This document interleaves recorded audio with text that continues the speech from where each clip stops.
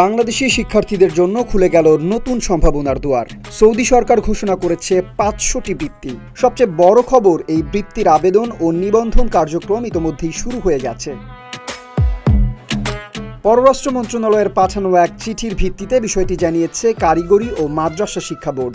Saudi আরবের royal দূতাবাসের তথ্য অনুযায়ী গত 19 এপ্রিল 2026 থেকে আন্তর্জাতিক শিক্ষার্থীদের জন্য আবেদন গ্রহণ শুরু হয়েছে। আগ্রহী বাংলাদেশি শিক্ষার্থীরা studyinsaudi.moe.gov.sa এই ওয়েবসাইটের মাধ্যমে সরাসরি বৃত্তির জন্য আবেদন করতে পারবেন। তবে শুধু আবেদনই নয়, বৃত্তি সংক্রান্ত যে কোনো তথ্যের জন্য সৌদি আরবের শিক্ষা মন্ত্রণালয়ের নিয়োগপ্রাপ্ত লিয়াজু অফিসার মোহাম্মদ বিন সাইদ আল জাহরানির সঙ্গে যোগাযোগ করার পরামর্শ দেওয়া হয়েছে। এছাড়া বিস্তারিত জানতে study.ksa.inc@moe.gov এই ইমেল ঠিকানায় যোগাযোগ করা যাবে।